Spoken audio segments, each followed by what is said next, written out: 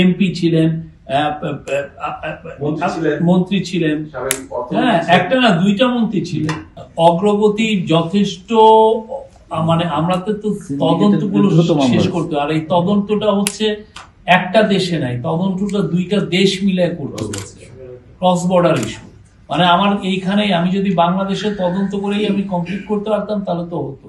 এটার জন্য তদন্তটা আমার এখানে এসে মালয়েশিয়া এসেও তদন্ত করতে হচ্ছে। আর যে অর্থ পাচার যেগুলো হয়েছে, অর্থ পাচার নিয়ে আমাদের সমস্ত কোথায় কোথায় যে অর্থ পাচারটা হয়েছে, যে তার ডেস্টিনেশন কোথায়, এই বিষয়ে পুরোটা তদন্তের মধ্যে আছে। এটা বাংলাদেশ ব্যাংক তদন্ত করছে এবং আমাদের এন্টি করাপশন কমিশন তারা তদন্ত করছে। বাংলাদেশ ব্যাংক এই বিষয়ে অনেকগুলো ল ফার্মের সাথে কথা বলছে। আমার মনে হয়, আমি এখন এটা আমি কি আপনাকে কমপ্লিট কথা বলতে পারবো, ওরা অনেকগুলো ল ফার্মের সাথে চুক্তিও করেছে। তারা এটার জন্য তারা গ্লোবালি এরা স্পেশালাইজ জব, এই কাজটা ওরা করেন, তাদের স্পেশালিটি এখানে।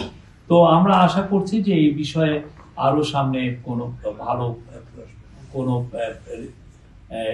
কংক্রিট ইনফরমেশন পাবো। কেননা এটা পুরোপুরি যখন ধারণা হবে যে এই জায়গায় এত টাকা গিয়েছে, বা তখনই তো আমি পার্সু করতে পারবো যে এই টাকাটা ফিরে আনার জন্য।